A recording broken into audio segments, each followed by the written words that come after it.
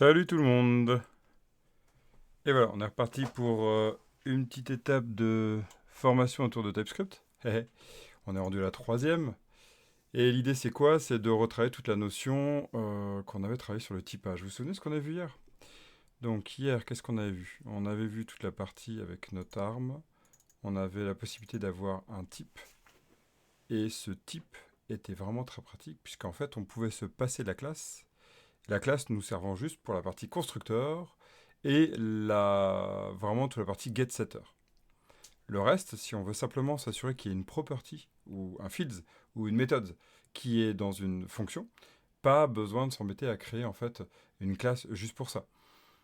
En fait, dans la plupart des projets qu'on peut voir par exemple du côté Angular, et on le trouvera aussi pareil du côté React, ça va être ce côté où on va avoir beaucoup de DTO, de Data Transfer Object, qui viennent de notre API.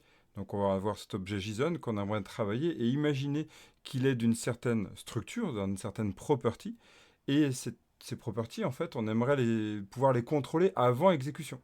C'est exactement ce qu'on va chercher à faire avec TypeScript.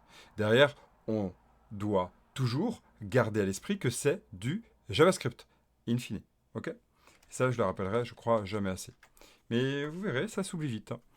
Donc je vous rappelle que tout est généré dans le dist avec notre main qui est là. Bon, là, on pourra améliorer ça, hein. Pour l'instant, il fait du eval. Il y a d'autres façons de le faire. C'est pas gênant ici. Eval, c'est pas ce qui est le plus rapide, hein. Et puis eval, niveau injection de dépendance, injection de hack, c'est pas mal. Ok, on va travailler maintenant sur une notion qui est importante, qui, hier, j'en ai parlé, et qui, aujourd'hui, je vais en reparler. C'est la notion du any. Vous vous rappelez ce que c'est le any? Si ici on part sur un principe, donc là on est en train de travailler les armes, tout ça c'est génial. Je vais faire un petit coucou ici, slash blablabla. Bla, bla, bla. Ici, si je pars du principe du any, je vous rappelle, hein, let, par exemple, on va imaginer un Wookie. On va prendre. Non, on n'est pas Wookie, on dit écoutez, parce que j'ai vraiment l'habitude, puis je le fais très souvent en formation. On va prendre quoi? On va prendre un elfe. Hein, un elfe. Ici, si je prends un elfe et que je le déclare comme ça, de type any, j'insiste bien, de type any, eh bien, je peux mettre ce que je veux. Mais juste après, mon elfe, si elfe, pas else, elfe, si tout d'un coup je décide de le mettre à 1, j'ai aucun problème de compilation. Voilà. J'ai vraiment aucun problème de compilation.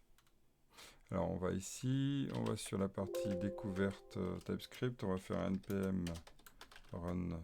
C'était quoi que j'avais mis dans le package? J'avais un build, voilà. npm run build, pour qu'on puisse voir tout ça. J'ai redémarré mon PC entre temps. Voilà.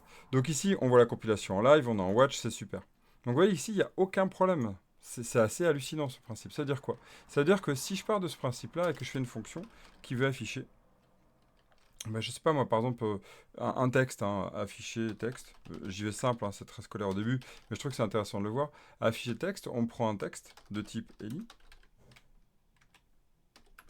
et on fait un void, il n'y a pas de problème.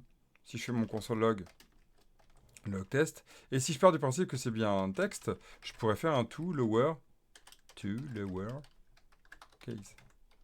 Ok? Bon, vous voyez, c'est l'idée de si je prends un string, là, j'ai to lower case. Donc si je fais un any, ici, si je fais un any, qu'est-ce qui va se passer?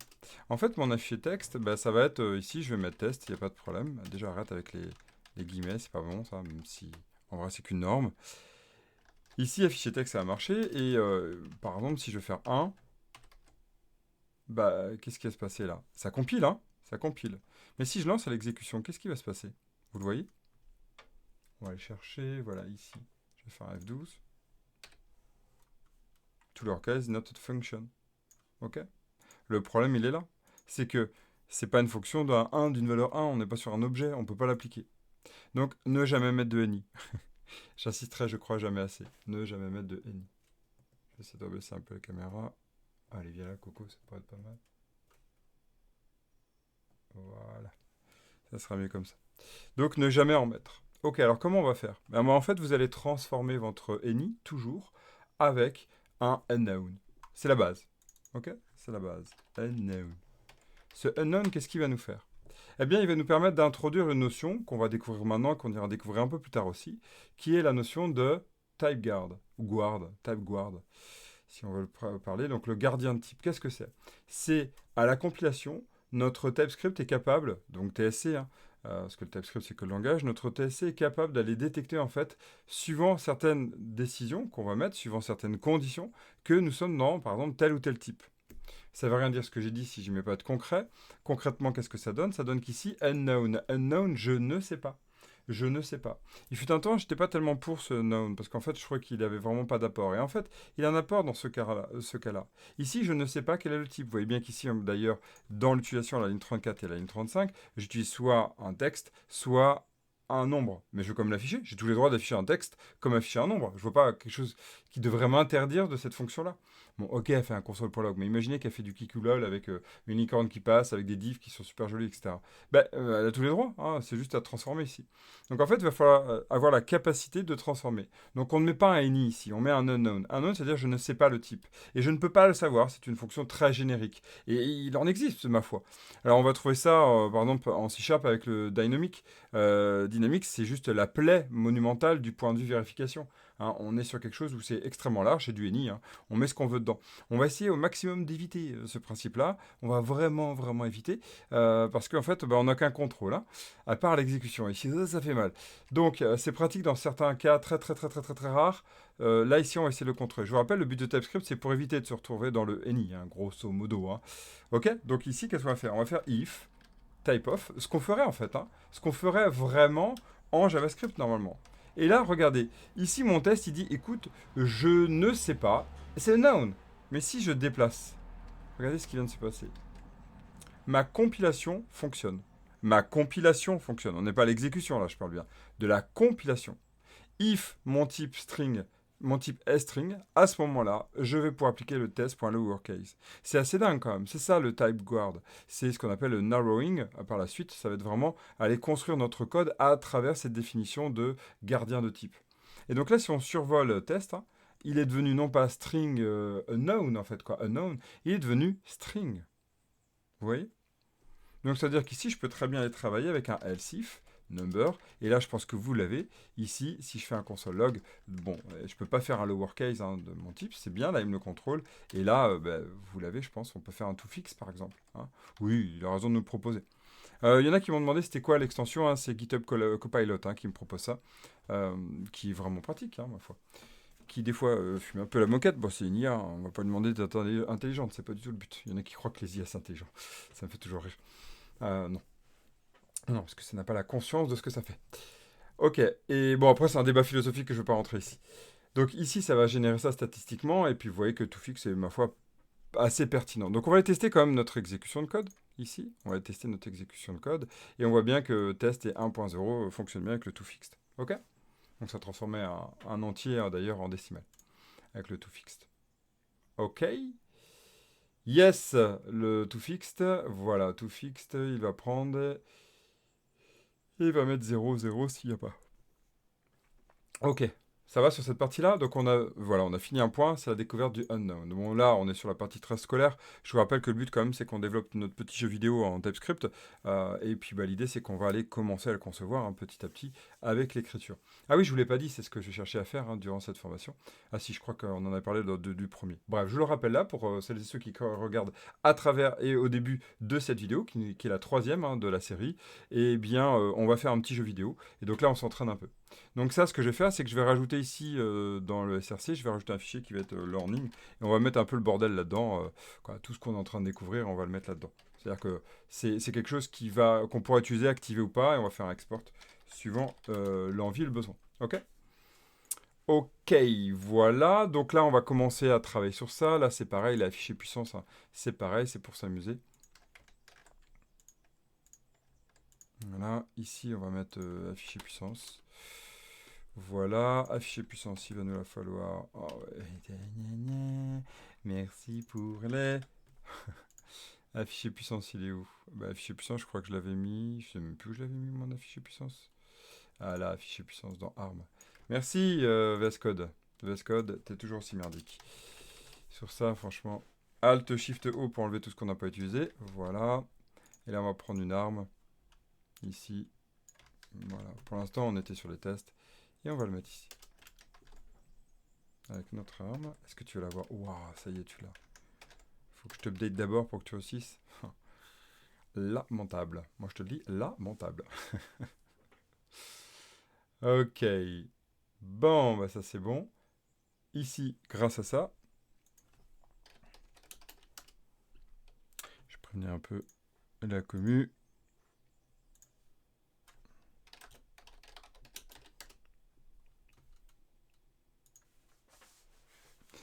Ici, qu'est-ce qu'il y a à voir maintenant? Alors, ce que j'aimerais, c'est quand même appeler mon main. On va faire Alt Shift O. On va faire un import. Et donc, c'est learning. Learning. Ouais.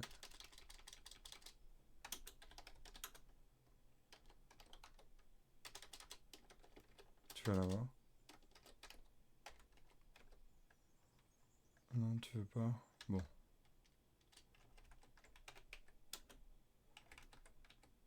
Ok. Bon, on verra après. Ok, donc nous, ce qu'on va faire, c'est quoi? Ici, à partir de là, on va aller... Ouais, on va pouvoir le récupérer là. On va aller, en fait, ici, utiliser. Donc, vous voyez qu'on a ce main qui nous permet de savoir ce qu'on va aller générer ou pas. Et on va aller commencer à construire notre jeu. Hein, on y va quand même. L'idée, c'est d'avancer. Donc, on va faire une partie qui va s'appeler game. Ici, on va l'appeler game.ts. Et on va prendre un player aussi, qui va être le personnage. Hein. Le player, donc c'est le personnage qui joue. Donc, on va faire un export class. Et allez-y, vous pouvez tenter, hein, vous le faites en même temps que moi si vous voulez, ou mettez en pause, on va créer un player. Et là, je vais prendre une classe, parce qu'en fait, je vais y mettre du code fonctionnel. Vous voyez l'idée? Oui, bon, on verra après. Et je vais essayer de construire un code qui est hexagonal, en tout cas le plus évolutif possible. Ça va nous permettre de découvrir des choses qui sont super intéressantes, qu'on appelle le pattern IOC. Et donc découvrir ce que je vais vous montrer là maintenant, toute la partie qu'on appelle le typage. Hein, c'est vraiment cette idée de travail. On est vraiment dans ce cursus-là, dans cette partie-là, le typage. Oui, bah c'est du TypeScript. Hein. On peut aller très très loin. Hein. Par exemple, j'ai fait un article là, dernièrement sur Medium, pour aller le voir, c'est le dernier article qui est sorti. Et sur notre site web, dans les articles, on parle vraiment de la partie décorateur. Les décorateurs ES 2024, a priori, quoi, en tout cas les décorateurs TypeScript 5, vous irez voir. Et donc, c'est vraiment intéressant on peut aller vraiment très loin dans le typage. On va y aller petit à petit. Donc ici, qu'est-ce que je disais? Je voulais avoir un player, et puis en effet, il va attaquer. Attaquer. Attaquer. Donc je vais lui faire un constructeur. Mais tu vas arrêter de m'aider, des fois, arrête de m'aider. J'aime pas quand il m'aide. Pas tout le temps. Parce que là, je te donne la démo, donc ça pollue complètement l'information. Et le cerveau, dès qu'il voit une fois, il n'enregistre pas, quoi. C'est exactement comme quand on guide quelqu'un à conduire, bah, il n'enregistre pas où il va, hein, il suit juste. C'est vraiment ça le problème. Donc, on va essayer en fait d'apprendre toujours à coder. Moi, je trouve que c'est toujours sympa d'apprendre à coder. Et donc là, ici, on va faire quoi? On va aller déclarer un prénom. Je vais vous montrer cette partie-là, un prénom. Donc, un prénom de type string. Alors, qu'est-ce que je suis en train de faire là? Je ne sais pas si vous voyez, c'est une syntaxe assez originale qui n'existe quasiment pas dans d'autres langages. En fait, en tout cas, moi, je ne la connais pas dans d'autres langages. En C#, c'est pas du tout présent. C'est en train d'arriver avec C# 12, mais d'une autre façon. Là, on est en train de faire quelque chose d'extraordinaire. C'est-à-dire que vous avez vu, on est en train de créer un constructeur, on est en train de créer une property, qui s'appellerait a priori public prénom. Donc a priori, ça pourrait laisser entendre qu'on ferait un prénom qui appartiendrait à player, c'est ce que ça veut dire. Donc mon player.prénom serait faisable. Et en même temps, on le passe dans un paramètre de constructeur. Donc on est en train de faire une pierre trois coups. On déclare une variable de type public, on l'affecte cette valeur. Hein. Et on la déclare, on crée un argument et on l'affecte. Ça veut dire que, regardez, ici, si je crée mon player, ici, eh bien si je fais new player, et qu'après je fais player.prénom, je l'ai. C'est quand même extraordinaire, non? Moi, je trouve ça merveilleux. En fait, comment ça fonctionne? Ce principe-là, en fait, l'idée, c'est de se dire que dès que j'enlève mon prénom, c'est une variable qui est locale. C'est comme si j'avais fait letConst ou var ici. C'est lié à mon constructeur. Donc, le scope, c'est le constructeur. Mais dès que je vais mettre un public, un private ou un protected, ici je vais mettre d'ailleurs un private underscore, vous allez voir pourquoi, je vais en fait commencer à avoir une structure qui va être, c'est un attribut de classe tout en étant un argument et je vais renseigner cette valeur. Ça fait une pierre trois coups. Moi je trouve ça merveilleux. Ok, donc à partir de là, j'ai mon prénom. Et moi ce que je vais faire, c'est que je vais essayer de contrôler. Je vais faire exactement ce qu'il me propose à cette fois-ci. Je suis même pas capable de me faire en accolade quoi. Merci, voilà. Et je vais faire un getter, un setter. C'est là l'intérêt des classes, hein. C'est quand il y a du code fonctionnel. C'est-à-dire, j'ai besoin d'un constructeur, j'ai besoin de getter, setter. Je veux vraiment avoir du code métier, hein. Là, je vais faire un constructeur. J'ai donc une classe, hein, et je vais avoir besoin de tout ce qui va être aussi injection de dépendance. Et là, je vais avoir besoin de constructeur, donc de la classe. OK? Sinon, j'utilise les objets littéraux, donc j'utilise soit les types, soit les interfaces. Vous l'avez? Yes? Cool. Ici, on va faire un set. On n'est pas obligé de faire un set et un get, hein. Jamais de la vie. Ça, combien de fois j'ai pu en parler, ça, des profs qui racontaient des conneries en licence. Rien contre eux, hein, mais ils avaient mal appris l'objet. C'est une autre histoire. C'est une autre histoire. Là, dans l'idéal, en fait, il faudrait même pas le mettre comme ça, il faudrait faire comme ça, et puis après faire this, point, etc. On va laisser comme ça, c'est juste pour l'introduction, pour bien comprendre la différence. Vous voyez qu'ici, et c'est pourquoi j'ai mis un underscore, c'est qu'autrement, si je mettais ici, regardez, prénom, et bien en fait, prénom ici, il va s'en mêler, il ne sait pas, vu que ça appartient. Pour lui, prénom comme ça en get ou prénom en champ, c'est la même chose pour lui, pour JavaScript, et donc pour TypeScript. Parce que là, ça appartient à TypeScript, tout ça, mais ça appartient à JavaScript, ce principe-là. Ça va, vous me suivez toujours? Ouais, cool. Bon, j'ai pas trop de feedback, mais je fais exprès. Ici, qu'est-ce qu'on va faire? Bon, on va contrôler mon this ici. Qu'est-ce qu'on pourrait faire? Par exemple, on pourrait faire if. Vous verrez qu'on a affaire après on pourra s'amuser avec des décorateurs, hein. Allez voir l'article si vous le souhaitez. J'aurai un required, par exemple, ici. Hey, salut! Ici, je vais faire quoi? Je vais faire qu'est-ce que je vais faire? Je vais faire if prénom. If not prénom. If not prénom. À ce moment-là, je vais faire quoi? Je vais aller me protéger. Je vais faire par exemple un truc comme ça. C'est l'intérêt en fait du getter-setter. D'accord? Ça, c'est si admettons je changeais le prénom après coup. Bah oui, ça sera possible dans notre jeu vidéo quand même. Des fois, c'est pas le prénom, c'est le nickname. Vous voyez le truc? Hein, donc on pourrait changer ça à prénom. C'est plutôt le nickname, le surnom quoi. Ok? Yes, on va avoir notre game, donc ça c'est bon. Je vous rappelle la possibilité qui est géniale, et moi je vous y invite très très fortement, parce qu'il y a des générateurs qui le permettent, de faire ça. Ici, classe représentant le joueur, c'est parfait. Si vous voulez écrire en français, on est en formation, on parle français. Eh bien, à tous mes amis francophones, hein, faites-vous plaisir, je vais essayer d'écrire en franglais. Mais bon, on pourrait aller beaucoup plus loin. Dans un projet proche, je le ferai bien sûr en anglais. En tout cas, moi c'est comme ça, ce sont mes habitudes. Très bien. Donc là, vous voyez qu'ici, il n'y a pas d'intérêt, à part ici, d'avoir un contrôle, d'avoir cette classe. Hein. À part ce contrôle-là, il n'y a aucun intérêt. Il n'y a franchement aucun intérêt. Mais ça devient intéressant quand même de le faire. Ok, qu'est-ce qu'on va aller voir maintenant? Eh bien, en fait, on va se dire que cette classe player, on va pouvoir avoir des informations dessus, comme le choix du personnage. Hein. Le choix du personnage. Donc, le choix du personnage. Donc, on va créer un personnage. Personnage. Donc, character. Vous voyez, je suis du franglais. Hein. Toujours marrant. On va faire une classe, là, on pourrait faire une interface, et puis on va s'amuser, on va faire une interface. Parce que, le caractère, ouais, non, on va faire une classe. On va faire une classe. Caractère, ok. Voilà. Et donc, on va créer ce qu'on appelle une abstract class. Vous avez la notion d'abstract, hein. On est toujours sur le typage, c'est-à-dire, en gros, c'est une classe qui ne permet pas d'être instanciée. Hein. Attention, on est du côté, TypeScript, hein, donc ça va être intéressant sur cette partie pour aller voir ce qu'on va générer. Le caractère, donc du coup, c'est quoi un caractère? Ça va être grosso modo ce qu'on va trouver. On va choisir un hobbit, on va choisir un elfe, on va choisir... qu'est-ce qu'on peut avoir d'autre? Un humain. Voilà, c'est ce personnage-là, hein, qui va représenter. Le player, c'est vraiment la personne qui est «Salut, je me connecte, j'ai envie de jouer». Et donc, le player, il a plusieurs parties, et pour chaque partie, on va choisir un caractère. On peut avoir un caractère global. On peut inventer toutes les règles qu'on souhaite, hein, dans un jeu vidéo. Ok, donc le caractère, est-ce qu'il a un name? Je réfléchis. Ce caractère, c'est vraiment celui qui va vivre dans le jeu. Hein, c'est vraiment celui qui va vivre dans le jeu. C'est notre personnage principal, si vous voulez. Mais ça peut être aussi un ennemi, ça peut être... c'est tout ce qui va représenter. Donc ici, ma foi, manger, on verra plus tard. Ouais. Alors pour info, il y a un truc qui est sympa, qui existe, c'est ça. Alors là, c'est le dièse region, qui est vachement bien. Hein, ici, donc on va plutôt faire properties. Moi, j'utilise beaucoup en C#. J'utilise moins en TypeScript, d'ailleurs, ça c'est marrant. Ça va permettre ça, hein, vous voyez, ce côté-là. Qui est assez sexy. Ça permet de replier. Ça, c'est du VS Code. Je sais pas si dans IntelliJ, d'ailleurs, le reconnaît. Ok, donc là on a notre name, le nom du caractère, ça va, on va dire que oui, pourquoi pas, puis un getter, on ne le changera pas, c'est un name donné. Hein, c'est le player, quoique ça serait bien quand même de pouvoir le changer après coup. Hein. Merci, ça serait vachement bien. Oui, bon, on va refaire la même chose. Hop, on voit qu'il y a quand même du code qui peut s'optimiser. Hein. Il y a quand même beaucoup de code qui peuvent s'optimiser. Mais bon, on va laisser comme ça pour l'instant. Ce que je voulais vous montrer, c'était l'apparition du abstract. Déjà travailler sur cette notion. Ça veut dire quoi? Ça veut dire que je prends mon Hobbit. Hein, donc là, j'avais fait mon caractère. Eh bien ici, alors pareil, on va le mettre là. Un petit slash slash. Qu'est-ce qu'il nous propose? Classe abstract représentant un personnage. Parfait. Ça, pour ça, moi, j'adore le système de génération automatique. Donc on va aller dans mon Hobbit. Mon Hobbit, il mange. C'est très bien. Et donc du coup, on va aller inherit.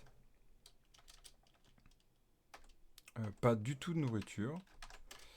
On va aller, comment il s'appelle, de caractère. Merci, caractère. C'est pas inherit, ça c'est les habitudes d'autres, c'est extends. Ça c'est, voilà, il y a tellement de langages. Et c'est de caractère. Vas-y VS, tu peux y arriver. Je suis sûr tu... Bah non. Allez, on y va. Oui, alors là c'est pas du tout VS Code hein, qui nous le fait. C'est notre IntelliCode qui nous fait ça, notre GitHub Copilot. Ok, ok, notre orc, c'est pas un caractère, mais si c'est un caractère au sens que c'est le caractère global. Et après, on va avoir des ennemis. Donc l'orc, bah, c'est un ennemi, hein, c'est un ennemi. Donc on va rajouter un ennemi. Alors attention, là, ça peut être énormément à débat du point de vue objet. On commence à avoir 3 niveaux d'héritage. Il y a des choses qui sont vraiment à réfléchir, puisqu'en fait, est-ce que ça serait pas pour le caractère un état? Je suis gentil, je suis méchant, grosso modo. On pourrait très bien faire avec un pattern state. C'est à débattre. Hein. Si ça change tout le temps, clairement, sortez-le en composition, sûr et certain. Si on commence à avoir du multi-héritage, voilà, ce genre de questions elles doivent arriver dans ce genre de réflexion, mais ça dépasse la formation TypeScript. Hein. C'est pas du tout le but. Ici, donc, on va aller dire que c'est un caractère, et surtout, on va aller rajouter un ennemi. Ok, ennemi. Ennemi.ts. Voilà. Et on va faire export class. Ennemi. Il va aller extends. Eh bien, mon caractère. Oui, tu vas réussir avec caractère cette fois-ci? Mais je veux pas ça, laisse-moi tranquille pour l'instant. Arrête donc. Ok. Oh, il a réussi. Trop bien. Alors, qu'est-ce qu'on va dire là? Qu'est-ce qu'il va nous dire? Classe abstrait représente autonomie. Ben, pas du tout, en fait. Comment tu sais que... Comment tu sais que je vais faire une classe abstraite? Parce que habituellement, c'est ça. Statistiquement, c'est ça. Voilà. Ok. Ça va pour l'instant? Bon, cool. On continue. Là, on va faire un name. On va l'appeler Fred ou Frodon, hein, si on fait en français. Voilà. Ça, vous avez vu tout de suite, ça a permis de contrôler mon code. Voilà, on va enlever ma nourriture. Alors, si... Ouais, mais c'est vrai que c'est un peu cher, ouais. C'est clair que c'est génial. C'est génial.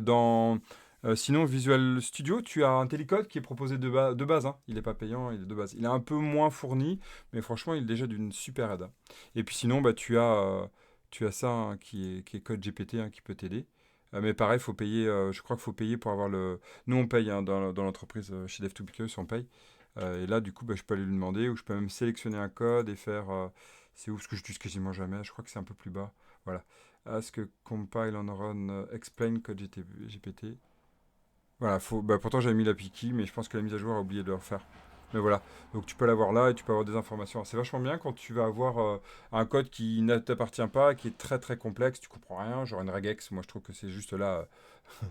J'adore les regex, mais quand j'en fais pas, j'oublie, hein, j'oublie clairement et il me faut du temps pour revenir. Et pareil pour une requête SQL un peu complexe, on n'a pas trop l'habitude. Ça peut être vraiment bien. Par contre, attention, moi je garantis pas le fait que quand je prends ce code et que je le fais analyser par ChatGPT, bah, les données sont envoyées à ChatGPT. Hein. Ce n'est plus OpenAI open du tout, et donc du coup, les données, on les envoie là-bas. Donc il y a beaucoup d'entreprises qui sont en train d'interdire ça. Et moi je pense que l'idée, ça va être de développer soit un moteur open source global, hein, qu'on puisse installer chacun, soit il va falloir vraiment faire gaffe niveau sécurité. Hein, il y a eu tout ce grand débat autour des artistes. Bah, en ce moment, les grèves... Alors où je parle, là, juillet 2023, les grèves autour des scénaristes et des acteurs hein, sont bien en lien avec ça. Voilà. Donc, est-ce qu'on doit interdire ou permettre? Bah, moi, je pense oui, mais on contrôle les données. Hein. C'est vachement bien, mais il y a toujours une limite. Surtout sur des données sensibles. Ok, donc là, on a testé tout ça. Oui, donc je voulais dire, ici, moi, j'utilise GitHub aussi hein, pour committer l'ensemble quoi, Git, hein, ici, en local, pour commiter tout ce que je fais. Donc vous allez voir, je me donne la liberté. Ah, je t'en prie. Je me donne la liberté de supprimer un des bouts de code. Si vous, ça vous dérange, hein, en suivant cette vidéo, en suivant en ce moment ce live, clairement, moi je vous invite à aller faire quoi? Eh bien, vous mettez en commentaire, vous expliquez, et vous le mettez dans Learning comme j'ai fait, hein. Voilà, c'est vraiment l'idée de... Moi, je vais construire un code, donc je vous montre aussi comment je construis mon code. Donc, il y a des choses qui vont changer, hein. Je sais que ça peut déranger, des fois, mentalement, j'ai besoin de m'y retrouver, d'organiser, ça paraît un peu fouillis. Pas du tout, en fait, c'est aussi comme ça qu'on construit le code, hein. Le code, il n'est pas très organisé au début. Il y a de l'organisation, mais il se construit petit à petit. Et moi, j'ai toujours vu comme ça depuis mes 20 ans de métier. Plus de 20 ans de métier maintenant. Quoi, plus de 20 ans de code et 20 ans de métier, pardon. Yes, donc là, qu'est-ce qu'on va faire? Ben, on va aller construire tout ça proprement. Donc j'ai tout supprimé, hein. Hop, j'ai tout supprimé. Ok, j'ai mon ennemi, et du coup, je vais dire que mon orc est un ennemi. Mon orc est un ennemi, donc ici, je vais faire un extends. Oh, bah, il est gentil. Et contrôle point virgule, ennemi. Yes. Alors tiens, ici, mon orc, j'ai envie de lui donner d'autres choses que le name. Je fais exprès, hein. C'est vraiment pour apprendre. Je me dis que tiens, tous les ennemis, ils ont des informations supplémentaires que n'ont pas les caractères globaux. Donc cet orc, cet ennemi. Donc je vais aller dans ennemi, et ce que j'aimerais en fait ici, c'est de rajouter mon constructeur. Donc vous voyez ici, si je veux reprendre... Bon, arrête avec manger, on verra plus tard ça. Ici, Georges lui parle. Ici, ce qui est intéressant, c'est que vous voyez, je suis en train de redéfinir mon constructeur. Donc, qu'est-ce qui est important quand je redéfinis un constructeur? Je dois remettre l'information super quelque chose. Super, c'est pas que c'est super, hein. Super, c'est que c'est le parent. C'est la base. C'est-à-dire, en C# c'est base. Quand je fais F12 ici, j'arrive directement sur le constructeur de mon parent. Ok? Ça, c'est très pratique à savoir et c'est une obligation, hein, dès qu'il y a un héritage sur le constructeur. Alors, c'est pareil en JavaScript, hein. Là, on n'est pas sur du TypeScript. On écrit juste d'une manière typée quelque chose qui existe en JavaScript. Ok? Très bien. Ici, dans ce caractère, qu'est-ce qui va être intéressant maintenant? Ben, c'est que là, j'ai envie de rajouter autre chose. Alors, avant ça, j'ai envie de rajouter d'autres informations. Avant ça, ce que je vais faire ici, c'est que je vais vous montrer ça. J'ai tous les droits de mettre un constructeur vide et d'appeler mon super. Mais vu qu'il me force à passer un name, j'ai tous les droits de faire ça. Ok? Bon, là, ça ne veut rien dire, mais tous les ennemis pourraient s'appeler Schtroumpf. Schtroumpf. Voilà. Ça veut dire quoi? Qu'à chaque fois que je vais instancier un orc, je vais lui passer un name, mais en fait, je lui passe rien. Et donc, tous les ennemis vont s'appeler Schtroumpf. On pourrait très bien le faire avec un ID qui génère automatiquement, des choses comme ça. Ok? Ça, j'aime bien le montrer parce que souvent, je remarque que les juniors ont cette habitude, et c'est pas que du côté TypeScript ou JavaScript, hein, c'est du point de vue objet, croient que l'un est obligatoire à l'autre. Non, non. L'important, c'est juste le fait que je respecte la règle de mon parent. C'est tout. C'est tout. C'est juste ça. Donc là, je respecte la règle de mon parent. Ok, donc là, bon, je vais pas le faire, c'est pas du tout logique, mais c'était pour expliquer qu'il n'y a pas de nécessité. Donc là, ce que je vais faire, c'est que je vais rajouter un name et je vais rajouter... Alors, les points de vie, il y en a partout, donc c'est pas ça qui m'intéresse. On va essayer d'imaginer ce que font les ennemis. Alors là, c'est en live total, hein. Sur les ennemis, d'habitude, je fais ça à Star Wars, ça y ressemble un peu. Qu'est-ce qu'il peut avoir sur un ennemi qui n'y a pas? Eh bien, on va dire son niveau de mal, en fait. De mal, pas l'homme, mal, là, très toxique, là, machin. Non, non, on va chercher plutôt le mal, le méchant, en fait, hein, le mauvais. Un peu le côté obscur, comme s'il y avait une jauge d'obscurité, on va dire, hein. Et je vais m'amuser à faire ça, je vais faire une jauge d'obscurité. Et ça peut être intéressant parce qu'en fait, on va aller introduire des notions qui existent en TypeScript. Donc, on va l'appeler jauge de méchanceté, hein, d'accord? Méchanceté. Méchanceté. .ts. Alors, cette méchanceté, qu'est-ce qu'on peut lui faire? On va lui faire un enum, par exemple. Méchanceté. Alors, l'enum, ce qui est génial, on peut, voilà, très méchant, méchant, pas méchant. Il est adorable. Il est adorable. J'ai rien à écrire. Donne-moi d'autres, s'il te plaît. Qu'est-ce que tu me proposes d'autre? Allez. J'ai un doute? Ouais. Très, très méchant, voilà. On peut être très, très méchant. Ok? Donc là, j'ai mis un enum. Et cet enum, exactement comme notre langage, le C#, le Java, on va avoir cette notion d'enum. L'enum, c'est quoi, hein? C'est un type primitif, ce qui veut dire que j'ai une variable qui a ce type-là, eh bien, il ne peut pas recevoir qu'une des valeurs de ce qui est proposé ici, hein. C'est des données binaires. Donc on va avoir soit l'un, soit l'autre, soit l'autre, soit l'autre. Enfin, sur les quatre. Ok? C'est l'un des quatre. Ça, c'est la première façon de faire. Je vais vous montrer une autre façon de faire qui est souvent préférée en TypeScript. Donc on y va, on va faire cette partie-là. Je vais me mettre dans ennemi. Et je vais dire que mon ennemi, il a un niveau de méchanceté. Donc, méchanceté. Et là, je vais rappeler ce qu'on a fait. Hein. Je vais mettre un private méchanceté. Méchanceté. Qui est de type méchanceté. Alors, tu veux me le trouver? Oui, merci. Et on pourrait même lui donner une de base. Alors, méchanceté. Arrête. Qu'est-ce que tu me proposes? Voilà, méchant. Il est méchant. Il n'est pas très très méchant, il n'est pas très très très très méchant. Des clins d'œil à certains films hein, là-dessus, j'adore. Voilà, c'est cette idée-là. Ok? Donc là, on voit quoi? On a une valeur qui est méchant, puis c'est intéressant d'aller voir ce qu'il va aller régénérer. Tiens, on va aller voir dans le main, on va aller chercher méchant. Qu'est-ce qu'il a généré? Comment ça se génère un enum hein, en TypeScript, en JavaScript? Méchant. Comment ça? Ah bon? Ah bon? Alors on va aller dans notre main et on va quand même tester avec notre... On va tester un orc. Pareil, on l'enlèvera après. On va faire un new orc. Et tu manques Kikina. Contrôle point virgule. Tu veux pas, hein? Import. Allez, je sais que tu... Oui. Voilà. Orc. Ok, avec un petit point virgule pour faire joli. On va faire orc. Il s'appelle orc avec un K. Il est très original. Voilà. Et la méchanceté, comment on fait? Donc là, méchanceté, point très très méchant. Ok. Donc qu'est-ce qu'il est en train de me pleurer dessus? Hello. Non, non, non, non, non, non. Qu'est-ce que j'ai pas bien fait?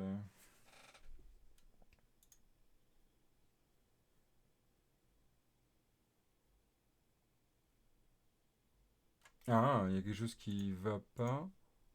J'ai bien ma classe qui est là. Ah, d'accord. Est-ce que tu te sens mieux là? Ah oui, j'avais mis en majuscule. C'était case sensitive. Hein. D'accord. On va aller voir du côté code. J'espère qu'il va au moins me montrer mon orc. On cherche. Ah, il est là mon orc. Qu'est-ce que j'ai mis comme valeur? Regardez. Très très méchanceté, très très méchant. On va chercher très très méchant 2. Ah, vous avez vu ce qu'il a fait? C'est un tableau qui reçoit 0. En fait, c'est un tableau. Hein, c'est un tableau. C'est un tableau qui contient des clés. Vous avez vu ça? En fait, c'est ce qui existe en JavaScript de base. Mon objet point, ma property, on peut le mettre en mon objet tableau ou ma property. Voilà, c'est ça qui est intéressant. Hein. Et il a mis les valeurs. Donc, la méchanceté n'apparaît... la méchanceté, l'énum, mais même c'est une chaîne. Donc on pourrait se dire, en fait, est-ce qu'on aurait vraiment besoin d'un enum, de créer un tableau qui contient un tableau de blablabla? Ben, ça dépend en fait de plein de choses. Hein. Ça va dépendre de ce qu'on a géré en base de données, de notre API, etc. Il y a plein de possibilités. Ici, ce que je vais vous montrer, c'est qu'on n'est pas obligé d'utiliser cette méchanceté comme ça. En fait, on peut très bien partir sur, je ne prends pas cette méchanceté comme ça pleure. Et on va partir sur une autre idée. Ici, on va faire un export type. Et on va l'appeler méchanceté. Méchanceté. Pareil. Mais vous avez vu, j'ai pas fait enum. J'ai fait type. Et voilà. Et là, il est très sympa. On va utiliser ce qu'on appelle les unions. Les unions. C'est exactement le même principe. Et moi, je vous invite fortement à partir sur ça plutôt que les enums. Ok? De base. En fait, on va aller cadrer ce qu'on va écrire comme chaîne. Ah, mais c'est pas bien, Evan, je pourrais mettre une autre chaîne. Oui, du côté exécution, je pourrais mettre une autre chaîne. Tout comme, en fait, mon tableau de méchanceté, à l'exécution, si j'avais du JavaScript qui écrivait n'importe quoi, il pourrait envoyer n'importe quoi. Je vous rappelle que l'idée, c'est de penser TypeScript pour cadrer ce qui va être exécuté du côté JavaScript. Donc, ici, si je mets une méchanceté comme ceci, cette méchanceté-là, eh bien, je ne vais pas recevoir, bien sûr, cette valeur. C'est un peu moins élégant, il y en a qui diront. Mais regardez, si ici je fais guillemets, il me présente exactement le même principe. Je cadre ce que j'écris. C'est-à-dire que si là je fais ça, je ne pourrais pas compiler. Regardez bien en bas, on va descendre. Hein. Il ne veut pas. Il me dit, écoute, ce n'est pas possible. Tu écris pas la valeur qu'il te faut. Ok? Donc là, je suis obligé de cadrer mon écriture. Et là, ça devient intéressant aussi. Donc ça évite cette pollution sur tout ce que ça génère. Je trouve qu'il n'y a pas vraiment d'intérêt. Je trouve pas ça très pertinent. Voilà. Et c'est cadré en fait. Hein, c'est cadré. C'est-à-dire que je peux écrire que ça. Donc c'est quelque chose que je vous invite à utiliser tout le temps. Vraiment à utiliser tout le temps. Et vous voyez qu'ici, en plus, je n'appelle pas de méchanceté. Je ne crée pas d'objet. Donc du point de vue taille du bundle, ça réduit. Parce que à l'exécution, c'est qu'une chaîne, mais nous, au contrôle, ben, c'est un type. Et en plus, ce type-là, je l'ai cadré avec un type. C'est une union des valeurs. Donc, je peux faire des if dessus, je peux faire du type guard dessus, je peux faire pas mal de choses dessus. Ok, ça va? Ouais? Yes. Donc voilà, ça nous a introduit cette notion d'ennemi. Mais ouais, exactement. C'est exactement ce principe-là. Tout à fait, ça fait des imports en moins. Donc un port en moins dit fichier en moins. Donc du coup dit au moment de la génération, bah, un micro gain de temps, évidemment. Et deuxième point, bah, c'est aussi, bah, ça va diminuer la taille du bundle. On cherche à diminuer notre taille du bundle, toujours. Toujours. Bon là, ce qu'on va générer, hein, c'est du dev. Hein. Après, le bundle est optimisé en prod. Ok, ça va? Oh, yeah. Voilà, donc là on a testé notre orc. Ce qu'on va faire, c'est qu'on va mettre ça à côté. On va le mettre dans Learning. Voilà, pour tester, on s'amuse ici. Vous aurez toutes les infos là. Moi je les mettrai là, en tout cas, vous les retrouverez. Ok. Bon, il est 43, on avance bien. On va bientôt avoir fini. Je pense que, parce que bon, j'ai quand même d'autres boulots à côté, mais on va finir cette étape-là avec 2-3 autres notions. On va finir à, je dirais, 16h, 16h10. Alors, qu'est-ce qu'on a à voir là-dessus? Et puis, bah, je continuerai demain aussi. Maintenant qu'on a vu ça, donc notre nourriture, on en parlera, on va commencer à concevoir notre jeu. Alors, notre game, on n'a toujours pas créé notre classe game. Donc on va faire un export classe. Et là, je vais faire vraiment une classe qui me sert. Une classe game. Une classe game, elle va avoir comme lien un player, un game, une partie appartient à un player. Donc en plus, ce qu'on va faire, c'est qu'on va faire un constructeur, toujours pareil. Et là, on va le lier avec... Ah oui, mais c'est vrai qu'il peut y avoir différentes façons de voir. Moi, pour moi, c'est un player a des games, et un game appartient à un player. Et après, on pourra avoir des players en plus, quoi. Et dedans, par contre, on a un caractère. Un des personnages, le personnage principal. C'est vraiment cette idée-là. Donc c'est parti. C'est parti, mon kiki. Donc comment on va faire? Ici, on va récupérer notre player. Donc private underscore player. De type player. Ça serait bien que tu me proposes. Oh, oh. Il a réussi. Il suffit de le réveiller un peu. Ici, on va faire un get player, c'est parfait. Avec un return player, c'est parfait. Ça me fait un gain de temps, c'est super. Oui. Voilà. Le joueur est obligatoire. D'ailleurs, je vais pas faire de set, parce qu'en fait, je vais pas le changer. Hein. On va pas changer. On va juste faire un get. Ok, on a notre player, et on va pouvoir faire une méthode qui s'appelle start. De type void, c'est très bien. Qu'est-ce qu'il va nous proposer comme code? Bienvenue. Ouais, c'est bien ça. C'est parfait. Ça me va très bien. Merci. Donc pareil, sur les méthodes, on va pouvoir mettre des informations. Démarre le jeu. Là, ici, on va lui mettre une info. Info. Classe représentant un jeu. Une partie, ce serait mieux. Hein, une partie de jeu. Plutôt qu'un jeu. Parce que je trouve qu'un jeu, c'est un objet. C'est pas une... Là, c'est une partie. C'est vrai qu'on devrait l'appeler plutôt... Ouais, je sais pas comment on dit partie. Ok, donc là, on va faire... là, on va vraiment y aller. Donc, on va déclarer d'abord un const player.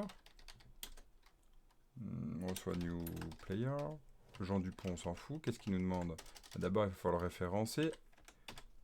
Ah, mais voilà, il est toujours dans les choux. Hein. Ça, c'est du VS. Toujours pareil. Allez. Oui, merci.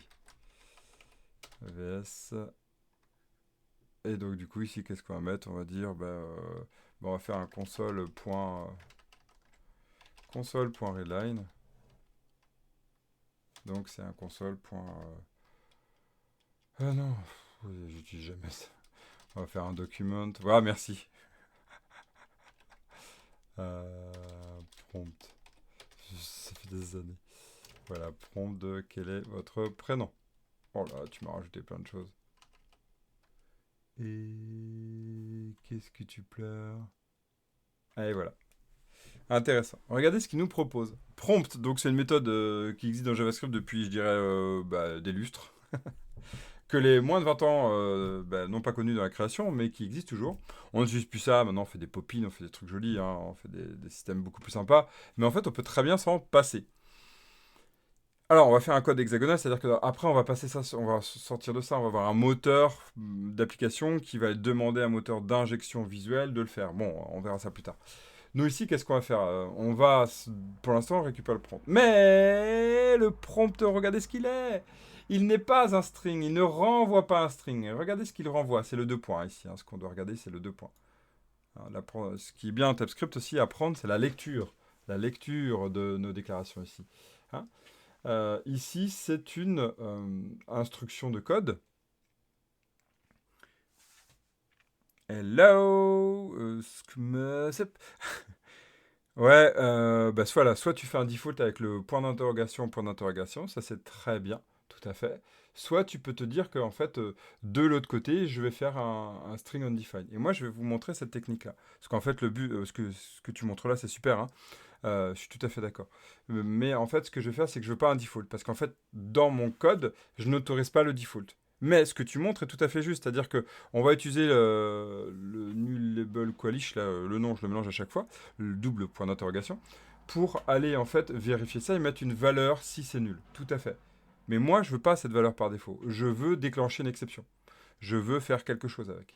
Donc, il y a plusieurs choix. Il y a plusieurs choix à ça. Mais ce que je veux venir par là, c'est que regardez ce qu'il nous renvoie. Il nous renvoie un type qui est cadré. C'est que potentiellement c'est nullable. Et ça, je trouve ça divin. Vraiment. Je pèse mes mots. Merveilleux, si vous voulez. Sur le principe que je sais ce qui est renvoyé. Alors qu'en JavaScript, on ne sait pas. Des fois, ça va être du string, des fois de l'undefined, des fois du nul, j'en sais rien. Et ça m'énerve. Alors, je vais faire toujours du if, du if, du if de tout le temps. Oui. Ben non, là, j'indique que je sais que mon code, a priori, du côté compilation, je le prévois comme c'est normal. C'est normal qu'il me renvoie nul. C'est normal. C'est ça qui est important à comprendre. C'est normal. Donc, ce qu'on va faire, c'est qu'on va définir des types de base. Moi, j'aime bien les définir. On va définir mes types, un custom type. Voilà, ici, je vais le mettre dedans. Non, pas mais n'importe quoi. Qui disait et pourquoi tu me crées un dossier? J'ai du mal à cliquer encore. Nouveau. Ah oui. Voilà. Et ici, je vais faire un export type. Que je vais appeler donc du coup nul string hors nul. Hors nul. C'est juste pour plus de lisibilité. Et là, je vais dire que c'est un string hors nul. OK? Et qu'est-ce que je vais faire? Plusieurs choix. Soit c'est dans mon player que je le reçois. J'autorise qu'au moment d'instancier mon player, je peux passer à un nullable. Et c'est le player qui va contrôler. Soit je le fais du côté ici code. Eh bien, ma foi, c'est le player. C'est son rôle de définir ça. C'est sa responsabilité, c'est pas à nous. Nous, on donne juste l'information. Je dis nous au sens le main TS, hein, d'accord? Au sens le main TS. Donc, comment on va faire ici? On va les laisser dans le player. On va dire, écoute, player, tu vas autoriser un prénom ou un nullable. Ok? Et est-ce que tu peux me... Il m'énerve.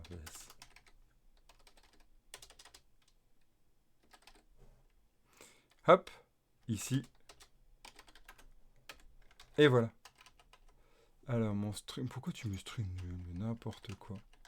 Ici, je vais faire quoi? Je vais faire une partie, donc custom type, merci. Et donc, ici, mon prénom. Ouais, qu'ici, parce que j'ai fait un private. Ouais, ce que tu proposes est tout à fait juste. Hein. Tu vas juste. Moi, je le montre pas maintenant, parce qu'en fait, j'y vais dans une suite de formation. D'accord? Donc, j'y vais étape par étape. Ça, pour moi, ce que tu crées, c'est quelque chose qui est beaucoup plus élaboré. On n'a pas encore vu le type générique, hein. Donc c'est cool que tu connaisses ça, mais je rappelle, on est à la 3e étape de la formation, on n'est pas rendu à la 10e ou la 15e. Hein. J'y vais vraiment pas à pas. Donc c'est top que tu connaisses ça, tu as fait un nullable de, et avec mon type en type générique. On n'a pas vu le type générique encore. Donc c'est cool que tu le fasses, mais c'est pas ça que je veux vous montrer maintenant. Yes, hein. En tout cas, sois rassuré, c'est-à-dire que c'est une belle étape que tu connais. Peut-être que tu fais déjà du TypeScript depuis un moment. En tout cas, vu ce que tu me proposes, j'ai plutôt l'impression, ouais. Donc là, ici, ah, mais cool, super. Bah, super. Hein. Euh, mais, tu vois, divulgage pas trop, s'il te plaît. Si tu peux. Dans une formation plus TypeScript un peu plus avancée, ça serait avec grand plaisir d'échanger sur toutes les techniques un peu plus avancées. En tout cas, pour toutes les personnes qui sont newbies, bah, vous voyez en fait bah, ce qu'a proposé Xmsep, je sais pas comment on le prononce, ça va être ce que vous allez pouvoir faire par la suite. Hein. C'est ce que vous allez pouvoir faire. Créer des choses avec ben voilà, du nullable. On va pouvoir monter sur un niveau qu'on appelle le type générique. Ça, on va le voir par la suite. Je vais bientôt l'introduire, mais ce ne sera pas aujourd'hui. Merci en tout cas de ton partage. Je ne veux surtout pas t'empêcher de partager. Mais de temps en temps, Oh, c'est cool après, hein. De toute façon, on retrouve tout sur Internet, donc c'est cool, tu connais, mais et de savoir le sortir comme ça, c'est ouais, ça montre que tu en fais pas mal, ouais, de mon point de vue. Tu dis maîtriser, ouais, ouais, ça se ressent. C'est cool. Yes, donc là, ici, en fait, j'ai un problème parce qu'en fait, je reçois mon prénom, il est string nullable, mais en fait, je peux pas le contrôler. Donc le mieux ici, c'est que j'enlève mon private. Ok, j'enlève mon private. Je vais récupérer mon prénom et ce que je vais faire, c'est que je vais l'affecter ici à mon... Je vais faire un... Je peux l'affecter de différentes façons. En fait, ici, je peux très bien faire un système comme ça. Je vais le recevoir. Vous voyez ici mon prénom. Et mon prénom, en fait, ma variable prénom, parce que j'ai deux choses à vous montrer. Merci au fait, hein, t'aimes bien ta chaîne, j'aime bien ta chaîne, c'est cool, merci, ravi. Ici, qu'est-ce que je vais faire? C'est que je vais travailler avec un champ privé, et c'est aussi tout l'intérêt de ce système-là. Un champ privé qui est de type string, et je vais vous montrer tout ça. Je vais laisser exprès en rouge, comme ça, pour expliquer quelque chose après, hein. Donc là, je crée un champ privé qui est de type private. En JavaScript, il existe depuis deux versions maintenant la possibilité de le faire, hein. C'est le dièse, hein. Le dièse, ça fait depuis des années qu'on l'attend, je dirais plus de 15 ans, mais ça y est, il est arrivé enfin, hein. Ce n'est pas private, mais dièse. Ici, on a un prénom, et c'est celui que je veux renvoyer. Ce que je dis quand je set mon prénom, c'est que je peux avoir un string hors nul. C'est-à-dire que je prévois le fait qu'on peut m'affecter cette valeur-là. Et donc, ce prénom-là, je vais le recevoir si et seulement s'il n'est pas nullable. Donc, qu'est-ce que je fais ici? Je vais pouvoir faire this.prénom reçoit prénom.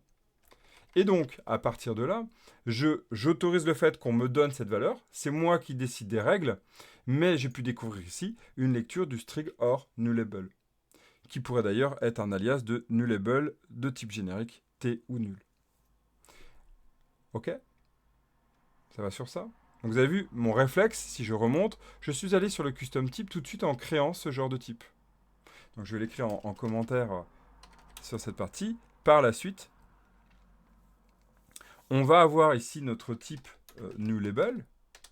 Nullable. Et en effet, on va aller vers type. Donc ça, vous pourrez le travailler par la suite. Tu me dis quoi? En réalité, pour plus de sécurité, c'est vrai que vaut mieux utiliser le dièse car il va juste mettre une erreur à la compilation, mais il va le compiler. Il va pas le compiler. Ouais. Non, non, mais tu as raison. Tu as tout à fait raison. Et ça, c'est ça qui je trouve, extrêmement déroutant quand on fait du TypeScript. C'est que on pense qu'il y a beaucoup de transformations, puisqu'il en permet. Par exemple, si on passe sur du target ES6, ES5, on voit ces transformations. Et en fait, sur certains points, comme le private, il ne va pas le faire. Et pour moi, c'est un bug. Pour moi, c'est un bug de TSC. TSC devrait en fait le transformer en dièse, en sharp, hein. Il devrait. Ça, c'est mon point de vue et je pense que c'est une erreur. Il y a des erreurs comme ça qui existent encore en TypeScript et pour moi, ça c'en est une. Je peux aller voir s'il y a une issue d'ailleurs là-dessus, ça serait intéressant d'aller voir. Tiens, bah, si tu as le temps ou si tu sais, s'il y avait une issue là-dessus, ça m'intéresserait. Parce que pour moi, c'est pas du tout normal qu'on laisse ça. Ouais, je l'avais remarqué depuis bien longtemps et c'est quelque chose qui est pour moi très problématique. Parce que quelqu'un qui ne connaît pas en JavaScript va amener cette notion que le private, il va croire que ça va être transformé alors que c'est juste au contrôle de la compilation. Bah top. Bon, les bons réflexes de dev. Cool. Yes. T'en fais depuis combien de temps du TypeScript? Et tu l'utilises dans quel langage framework? Angular? React? Donc ici, on va passer sur ce private. Donc attention, ça ne génère pas en effet. Et ce qui est important à voir, c'est que là, il nous annonce quelque chose. Il nous annonce quelque chose qui est complètement indépendant du string hors nullable et encore qu'il y a un vrai lien. Je m'explique. Ici, si on survole, et ça sera un des derniers points qu'on va voir pour cette heure de formation, on voit qu'il nous dit la property prénom n'a pas d'initializer ou n'est pas définie au moment où on l'assigne au constructeur. J'ai fait une belle traduction littérale, hein. Si c'est pas compréhensible, je vais expliquer. En fait, ce que cherche TypeScript depuis la version 4, c'est la notion de strict. Donc si on va voir dans le tsconfig, il y a une notion un peu plus bas, ou un peu plus haut, chaque fois je dis un peu plus bas, ça va dépendre comment je l'écris. Tu l'as mis, mon strict voilà, ici, ok. Il va aller vérifier pas mal de choses. Il va y vérifier ce qu'on appelle nullable. Ah non, ok. Oh bah top, hein, dis donc, t'as déjà un bon niveau par rapport à ça, hein. Ok. Donc, il va aller chercher en fait à contrôler ce qu'on appelle le nullable.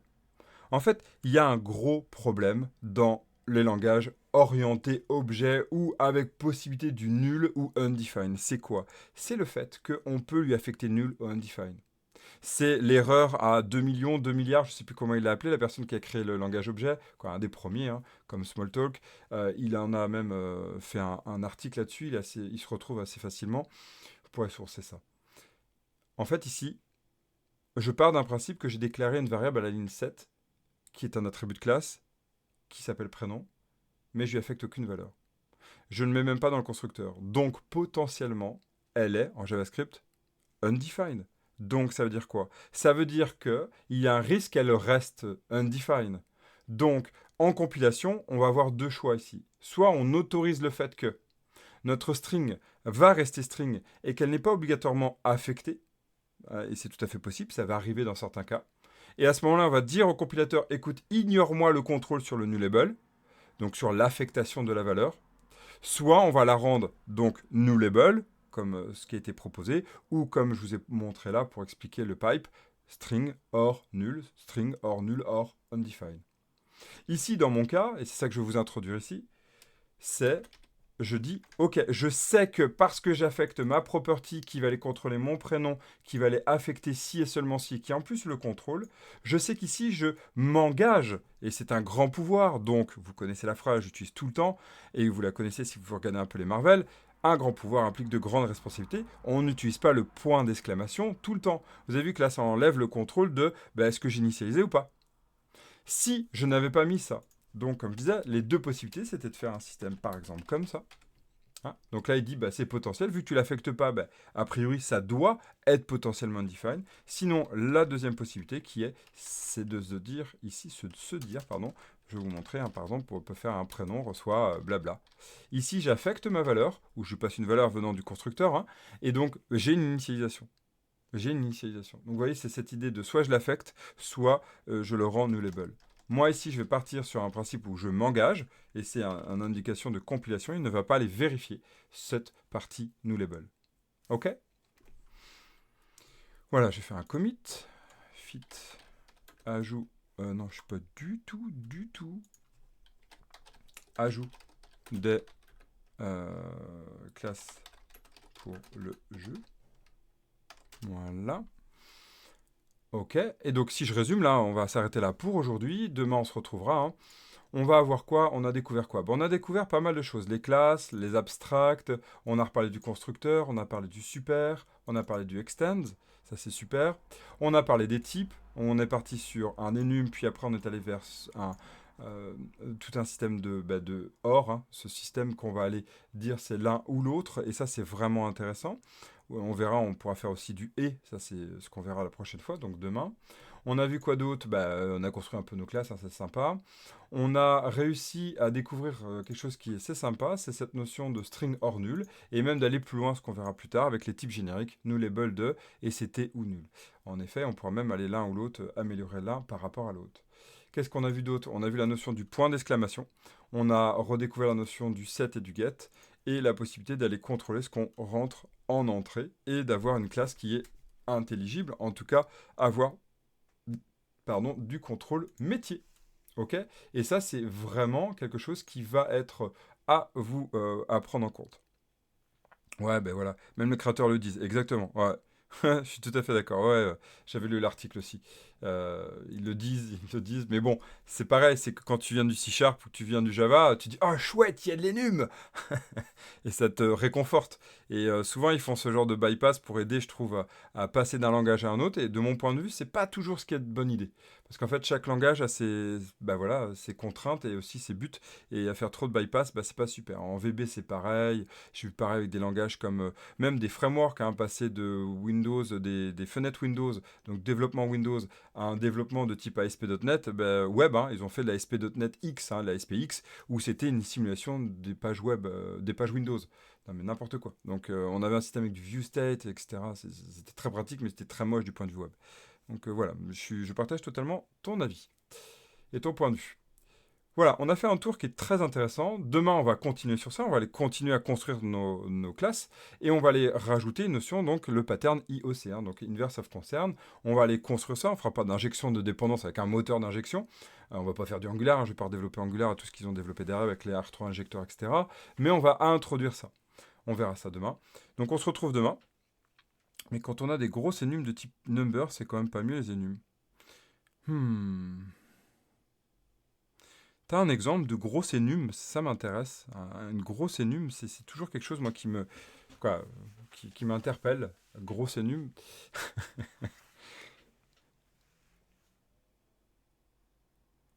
Parce que quand je vois grosse énume, moi, tout de suite, je tilte sur est-ce qu'il n'y a pas un moyen de réfacto ça, quoi. Tu vois, c'est vraiment cette idée-là. Après, clairement, hein, la lisibilité, elle est toujours améliorée. Alors, entre quelque chose où tu as des constantes de partout, et si tu préfères, si tu vas sur les nums, c'est sûr que c'est déjà mieux d'aller sur les nums que d'aller vers juste des constantes ou quelque chose qui est moins lisible. Une cinquantaine de lignes. Ah ouais.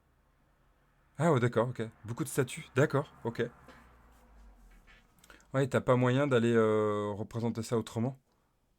Ouais, c'est vrai que là, dans cette partie-là, statut, on a un statut. Et c'est comment du côté base de données parce que si tu as des statuts, là, tu es du côté TypeScript. Parce que c'est vrai que du côté C Sharp, Java, clairement, là, on a l'enum qui est vraiment un point de vue de binaire, hein. Là, on a vu que c'était un tableau qui était simulé avec des clés de chaîne qui recevaient une valeur entière, hein. C'était ça qui était construit. Donc c'est assez, niveau écriture, c'est quelque chose qui est lourd pour pas grand-chose en fait, hein. Donc c'était à savoir si c'était du côté TypeScript ou pas.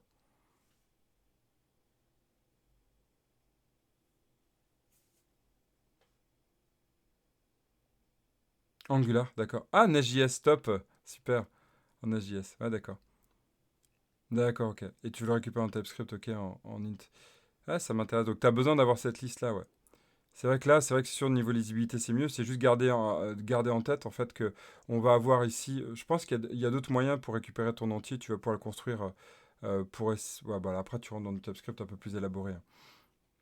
Mais ça dépasse le cadre de ces épisodes-là. Mais tu as moyen, en fait, d'aller le construire autrement. Euh, mais c'est sûr que, disons, à cette étape, c'est bien. Attention juste qu'en fait, que tu es en train de construire un tableau avec des clés qui récupèrent les valeurs. Donc, juste dire que tu es en train d'augmenter un petit peu le bundle et que niveau mémoire, bah, tu rajoutes un tableau. Est-ce qu'il y a vraiment un intérêt d'avoir un tableau pour? Voilà. C'est juste ça à prendre dans la balance, hein. C'est juste ça à prendre dans la balance. Donc, si c'est OK pour toi, déjà, ça te permet d'avoir une meilleure lisibilité. Je te rejoins tout à fait. Et après, ouais, il y a moyen de creuser. Il y a moyen de creuser pour aller faire autrement en TypeScript. Mais j'en dis pas plus. Donc en réponse courte, ouais, il y a moyen. Mais ça s'écrit voilà, c'est un peu plus tricky à écrire. euh, Avec des key-off et autres, ça peut être vraiment intéressant. Voilà, pour essayer d'aiguiller. Bon, sur ce, je vais vous laisser. Demain, je regarde si, parce qu'il va être, ça sera le vendredi. Demain, je crois qu'on est vendredi, hein. Demain, ça sera la même heure. Demain à 15h, hein, vous pouvez me retrouver pour la suite de cette aventure. Et puis, bah, je diffuse en replay l'ensemble de ces étapes de formation. Et vous les retrouverez à un moment donné sur Udemy ou notre plateforme QOC Academy qui est en train de s'étoffer par la suite. Codez bien cet après-midi si vous codez. Et je vous dis à plus sur le Discord si vous faites partie du Discord. Donc le Discord QOC Academy. En tout cas, à demain. Codez bien. Ciao, ciao.